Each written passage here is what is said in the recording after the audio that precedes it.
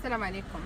انا مشيت للمستشفى عمومي لان تيجيني واحد الالم فظيع جدا في العظام ديالي، في المفاصل ديالي، بسبب الشيميوثيرابي، بسبب انني مريضه سرطان كبد ورئه. فالمستشفى العمومي اللي قريب ليا مشيت، فكنتفاجئ ان الطبيبه اولا ما عطاتنيش الوقت، ما بغاش اصلا تهضر معايا. ثانيا بقيت كنتسنى محترماها حتى تسالي على خاطرها. ملي قلت لها الله يخليك انا راه ما كناخذش الدواء الفلاني والدواء الفلاني لانني عندي كونسير في الكبده، راه باغاسيتامول خطيره عليا، راه كنجرب الدواء الفلاني والدواء الفلاني هما اللي كيجيو معايا، الله يرحم الوالدين. كتبي لي اوردونونس نمشي نشريه من لا فارماسي. اش قالت لي؟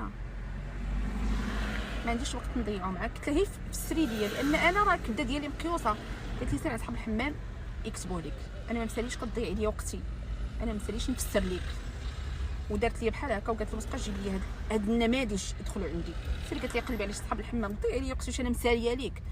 بسلامتك دكتوراتي، حنا في خدمه المواطن كاساتذه، وانتي في خدمه المواطن كطبيبه اللي كنثيقوا فيك وكنجيو نعطيوك صحتنا اللي هي اغلى ما نملك بناس يديك. ولكن باش تعاملني انا اللي فنيت العمر ديالي 26 سنه في وزاره التربيه الوطنيه كاستاذه، وكنحترم التلميذ وكنحترم الصغير قبل الكبير، عمري ما هنت شي واحد، وتجي انا تهينيني بديك الطريقه المهينه قدام المرضات، قدام الناس اللي غاديين واللي جايين. رحيب حشومه في حق مواطنه مغربيه جايه كتاخذ ابسط حق من حقوقها اللي هو التطبيب.